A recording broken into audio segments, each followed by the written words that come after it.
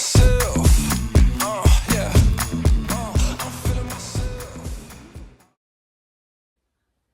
Hey everybody, welcome back to another episode of Loose Ends. Today, Val and I are going to be trading stories. She's Cece, I'm Val. Just so you know. If you've never been here before, that's who we are. I forgot. I'm having an identity crisis. You may have noticed, if you're watching us on video, that Val looks different. We're taping 2 episodes today, so you won't see this until 10 days from now or so. It's the 5th, so whatever that day is. And she's doing her pigtail look. So here was our original thought. And I'm getting my hair cut next week. So our original thought was, we'll appear on camera, because we had such pushback to doing this video. Okay. Yeah. For the YouTube thing. And we kind of like the anonymity of it, right? Behind just the voice. However, we have gone the video route. So we decided we will only appear on video with our hair done and like makeup on. Not that you could tell, but No. we do a little makeup in an Yeah. attempt. And that way, when we're normal people, You and won't I notice. have my hair up, which I'm always wearing my hair up with a clip. And I always wear And my she hair is braids. always walking around in braids with a hat on. So now, unfortunately, if we go to the grocery store dressed like this, you're going to know who she is. But that's why. Well, You're the not seeing 12 her followers, you know, have the paparazzi behind them.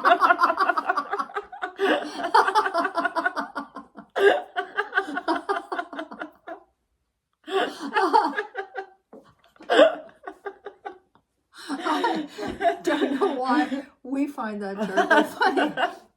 Anyway, so that's a good lead in, because she had an interesting experience this past week with a law enforcement agent. Officer. Officer. Yes, officer. Yes. And that prompted us trading some stories recently, and we were in stitches. So we thought we'd share them with you. This is our, our in honor of the men in blue. Yeah, and women in blue. And whoever they are. These are some more lighthearted stories. Although I do have one. Yeah. Go ahead. All right, your turn. You kick it off. This started last week. This is from my pure frustration, because 5 nights a week I drive on a country road at night, and it never ceases to fucking amaze me that I will see a car way the fuck back. Now, keep in mind, I'm doing 90. Right. People need to know that's 90 kilometers an hour, which is about 50 miles per hour. Right. So and that's the speed limit, and they mean it. Well, the speed limit is 80, but you can go 10 over, but anything over 10 is pushing it. So I just standard do 90. And it just never fails that somebody's way the fuck back there, and then all of a sudden they're on my ass.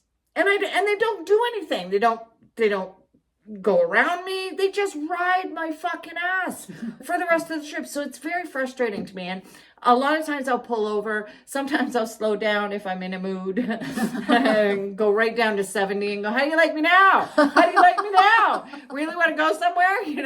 And so, but anyway, so here I am having a nice experience. How bad do you want to get there? Having a lovely experience on this country road.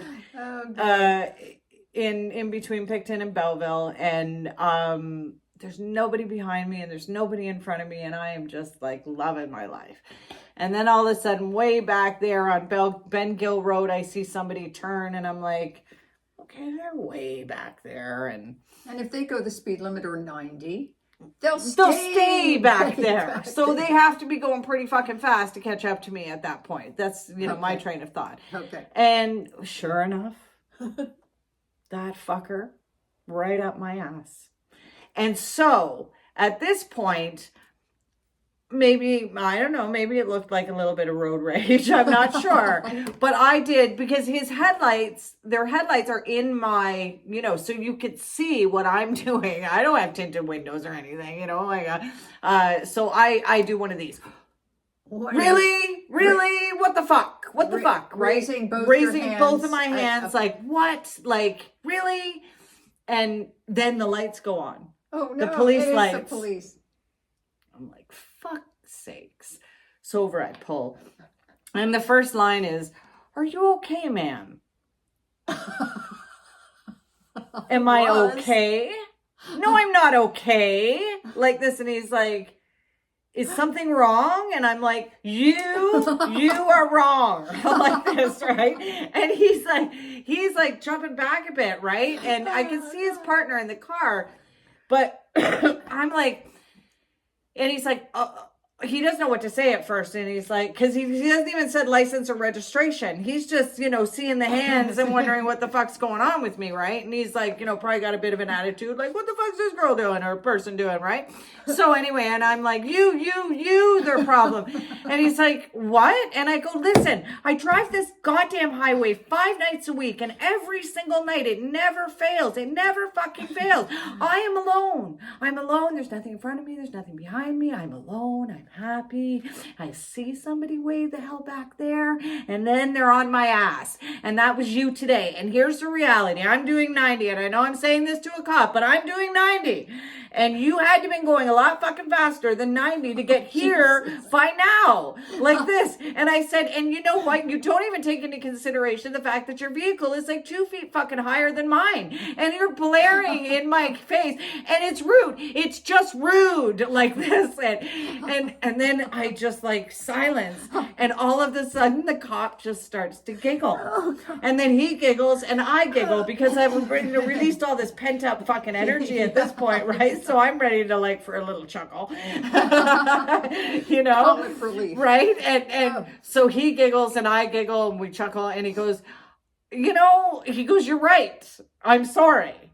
Like this. And I was like, wow, I wasn't expecting that, like in my head, I'm like, okay, I really wasn't expecting that. But I also wasn't rude. I got tears in my Like eyes. I was aggressive, but I wasn't rude about it. I was fed up. Well, if you said it the way you just said it, Yeah. because you notice you don't breathe, you don't say you don't stumble know. on any words. It's like, shoo, yeah. And if it was like that, if I were the cop, I'd be like, this gal's got balls. Oh, well, yeah, but I'm that's not sure I want to mess with her. And he was like, you're that's absolutely so right, funny. and I was like, oh, and he says, you know what?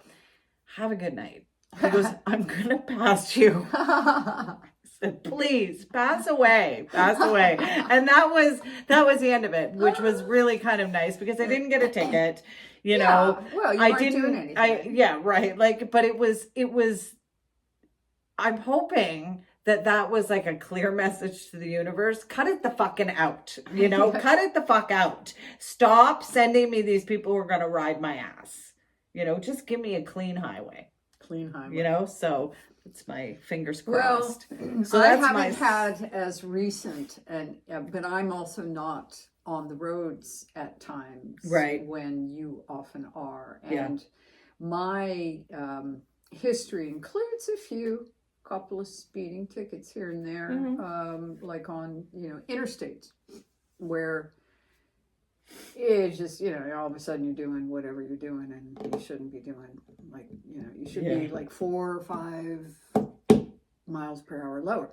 But that's been in my past, and as a result of seeing the consequences of those kinds of interactions with police officers, and they're always very nice. They really are, and I'm always very nice because I have a deep-rooted fear of anyone in uniform, of people in figures of authority. I'm like, if you can put me in jail, I'm going to respect you. That's just the way it is.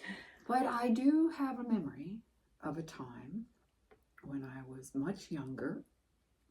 We're going back to university days, and I was a freshman. Under 25? Oh yes, I was young. So your brain wasn't fully developed. We'll give you that. Oh yeah, it was offline. We'll give you that. It was offline. I was in university my first year in a small, in the U.S. terms, it's a small college in Washington, D.C. And so this was just prior to Watergate. And so it was that time. It was the time of women starting not to wear bras. Hippies. People talk about the 60s and they talk about Woodstock and that kind of thing. But really, the 60s didn't end until 73. Yeah. And so I was in college at that time, and the bell-bottom jeans, and you would embroider them and all that stuff anyway. So it was also having been raised and attended a school, all girls, Christian school, with uniforms and shit, and I got a very fine education, so I'm not denigrating that. But let's just say that when I got out of the house and out of the city into a new place, for me anyway, I went a little wild. I could see that. Yeah, a little bit of, I shall rebel now, in my own small way. I don't remember how we got there. But one night, a friend and I, and two young men who went to Georgetown, which is also a university there,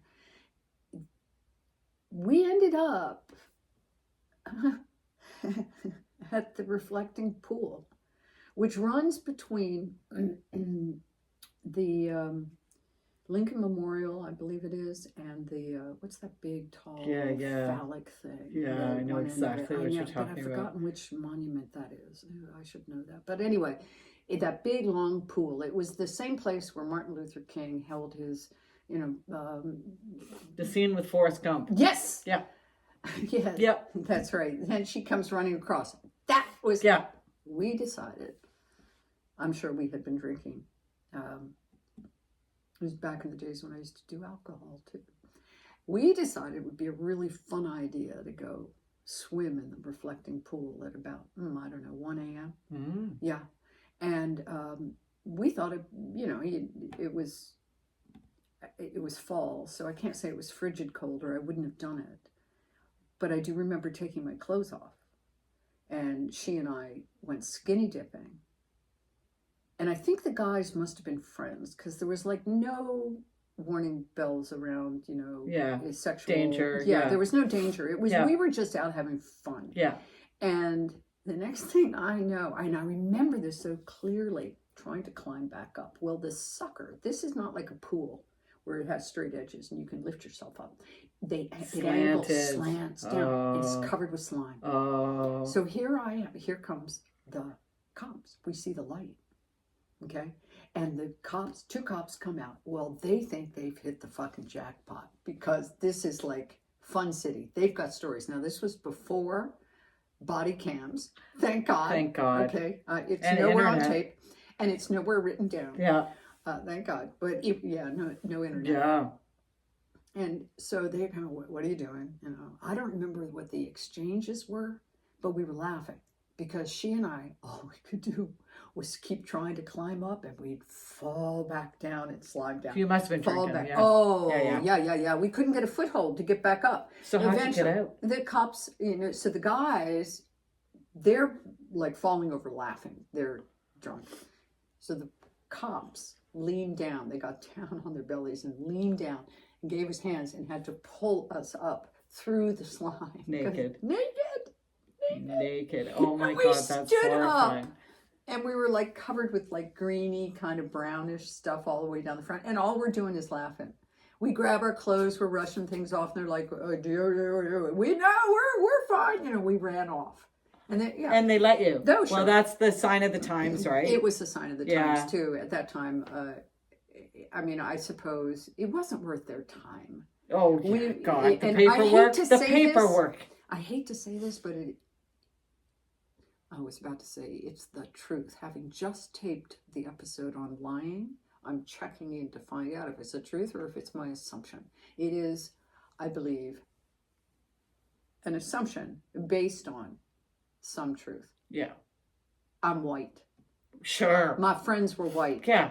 We obviously We don't want to tarnish you. Yeah, You they weren't going to throw us into if you were black, jail for you a would have been night. in jail. For all they knew, Georgetown had all the diplomats' kids in it. Oh and all yeah, that yeah, stuff. yeah. So You could have been that. somebody that's important's just daughter. parenthetically, but that's That was my most memorable law enforcement interaction. I've always wondered to myself what kind of stories they told people, you know, their cronies, their colleagues. Wow. Because that had to be the highlight.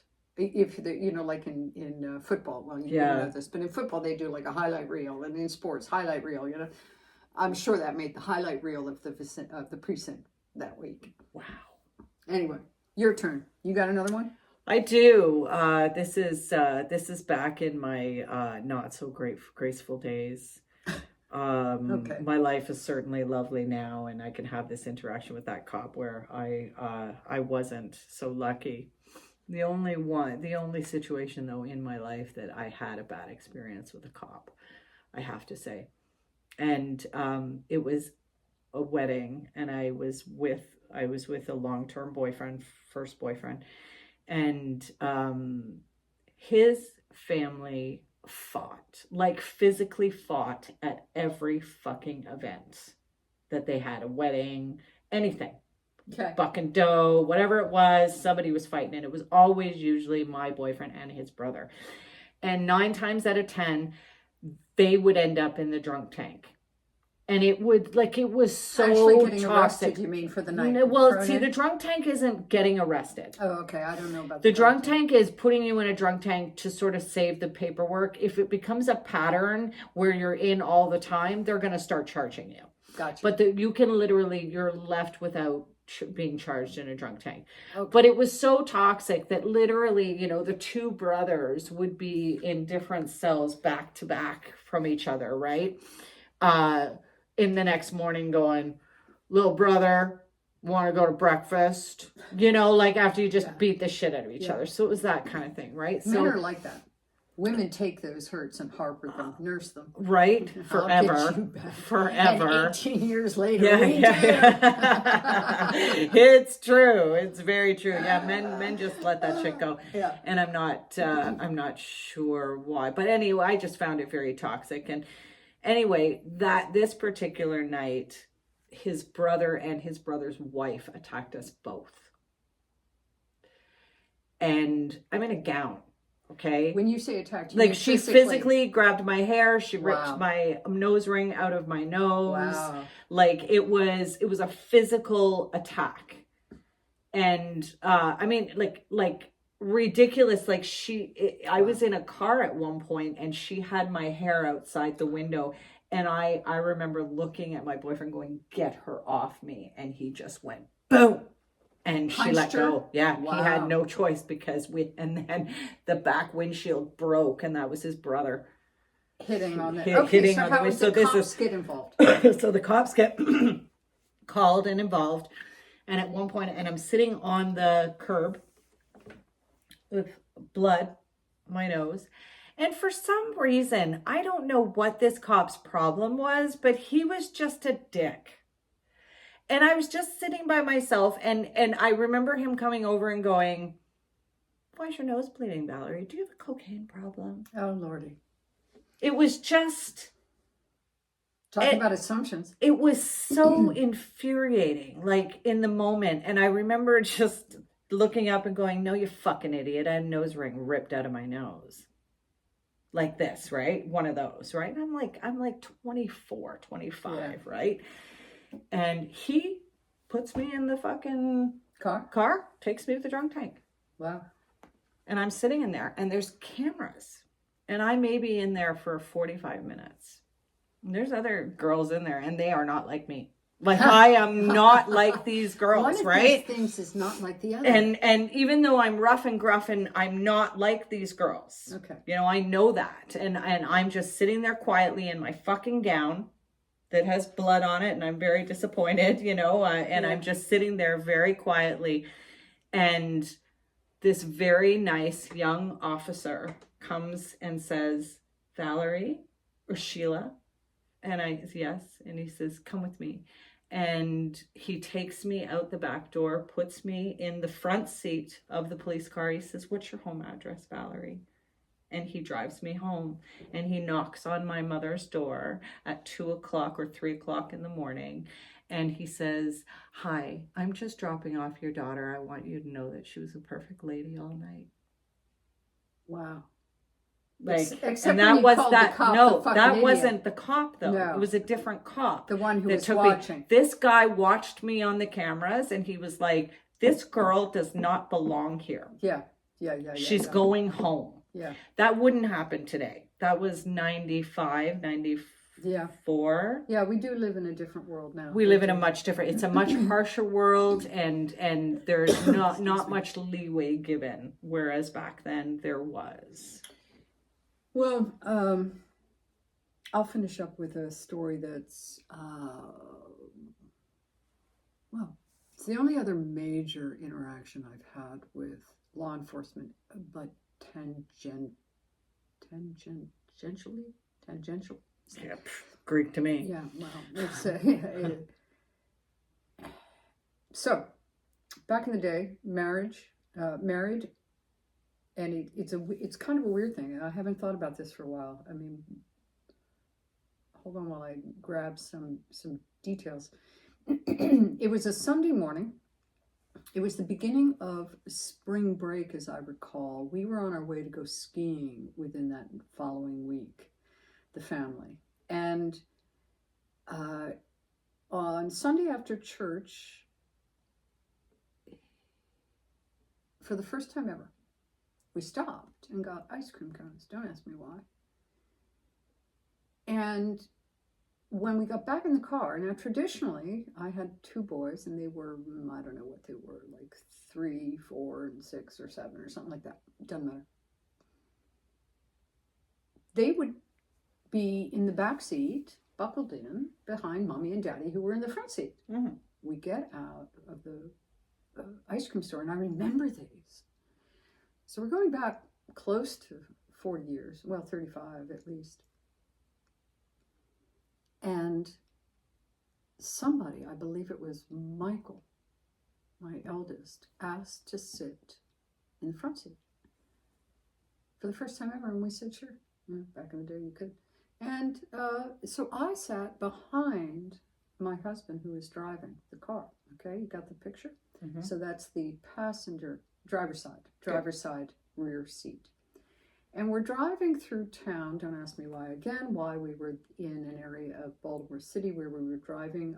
It's kind of like a mini round beltway called the Martin Luther King Drive. And if you ever saw The Wire, you haven't seen that yet, have you? Awesome show, but it says a lot about Baltimore. Anyway, it's where the towers, and anybody who's seen the show would understand this, it's where the towers used to be in Baltimore. And high drug trade, low rent, but it kind of this circular, 3 lanes each direction, but with lights, mm-hmm. Okay, and cross streets. But the traffic moved through there, and it kind of encircled the city, and it definitely divided the right side of the tracks, if you will, from the wrong side of the tracks. Gotcha. Okay, so we're coming down there. We happen to be in this 3 lanes. The far left lane, and it's one way, 3 lanes, with a median in between, and we're at a red light with a one-way street coming from the left passenger side and going to the right of our front-facing car. If somebody else listening here we were headed south, this intersection was going east to west. Okay. The light is red. We're licking ice cream cones. I'm sitting behind my husband.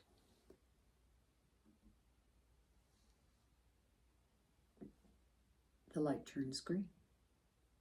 And we pull out. We're first in line. There are 2 other cars beside us, and there are cars behind us. And from nowhere on the street comes this car going 60, 70 miles an hour. Whoosh! Hits us broadside. I take the full impact and crack a rib. My husband also in the front seat, the airbag goes off. Now, and all of this happened in slow motion in my head. It spins us around clockwise. We were told later we spun 2 full rotations. Now, we were in the far left lane. I was waiting for the cars in the middle lane and the far right lane to hit us again, to be hit again. We spun 2 times and came to rest against the far right curb, facing the right direction, in shock. And we see. All of this happened like that, right? Yeah. You know, this is 3, 4 to 5 seconds max. And in that space of time, we see the lights of a cop car chasing whatever car just hit us, which has also spun out at the corner. We're about 30, 40 feet past it. But when it hit us, it too spun. And we can see 2 guys running. The cop car pulls over, they get out, they chase after these guys. We get out of the car. The kids, are you okay? Are you okay? You know, we're shaking. My husband's, the airbag had hit him in the nose, and so he has a bloody nose. And he's looking for something to stem the blood, and I'm looking, but we're in shock. Now, where we came to rest was like, I want you to picture, and almost every city has this kind of a setup, where there may be an overpass where you go up some steps and across a crosswalk to cross a busy highway kind of thing like this. And on the base of it was just like the corner of a block. So I would estimate it at a minimum of 1/4 of an acre. So it's not a small little square. All paved. And there are bus stop signs and stuff, but it's open.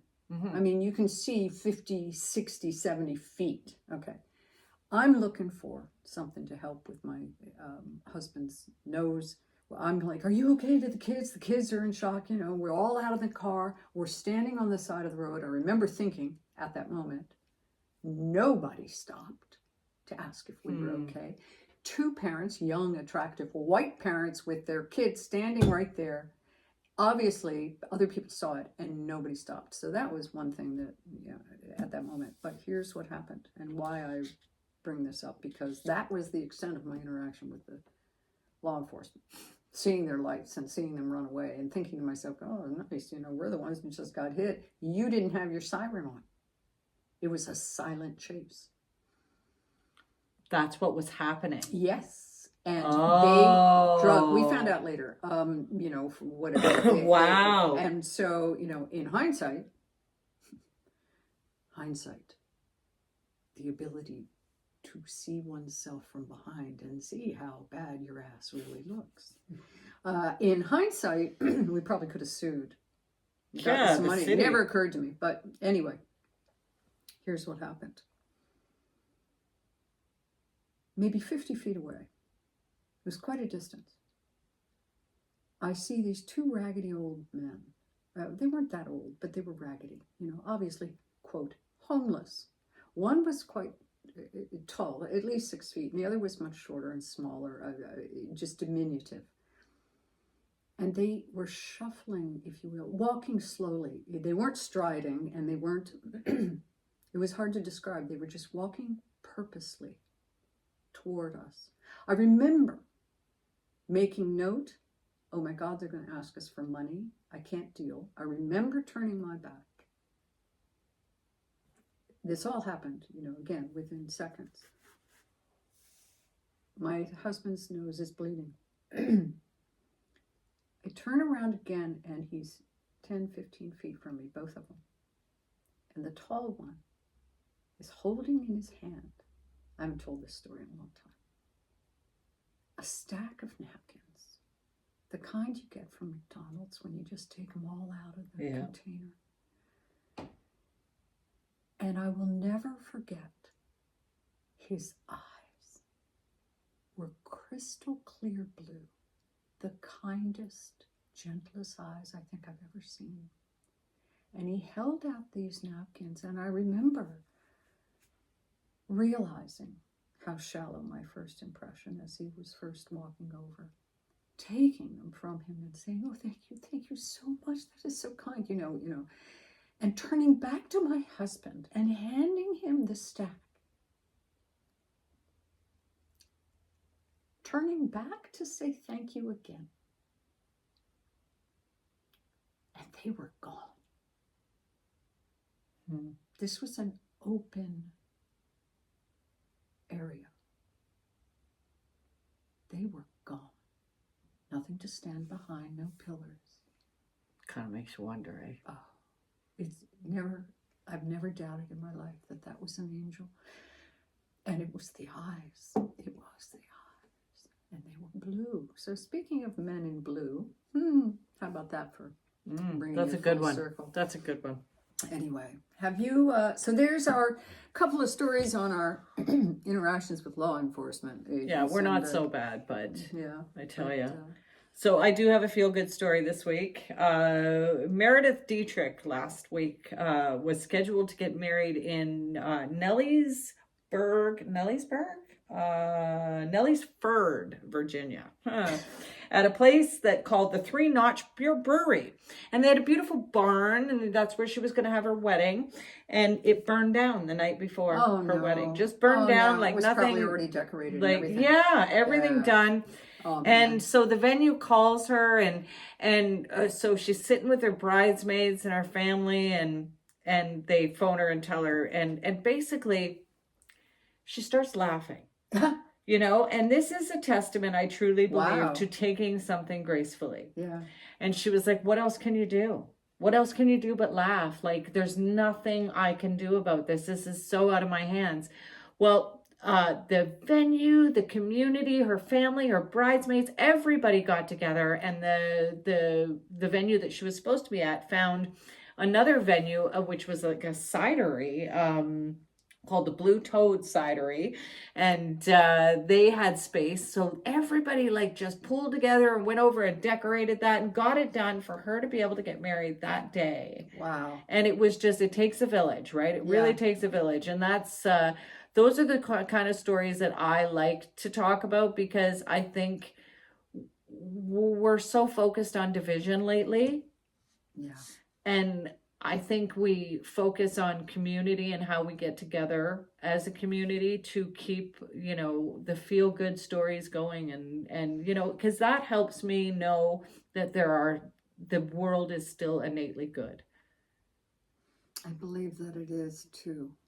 I believe that to the degree that we believe anything, we make it become real, right? Yeah. So there you go. Make it become real this week, folks. Go out, and if you see or are pulled over by a man in blue, make sure you say, "Yes, sir, officer," and do not call him a fucking idiot. No. Okay? No. That'll end you up in places you don't want to go. Yeah. Okay. Yeah. All right. Well, have a wonderful week, everyone. Bye, everybody. Take care.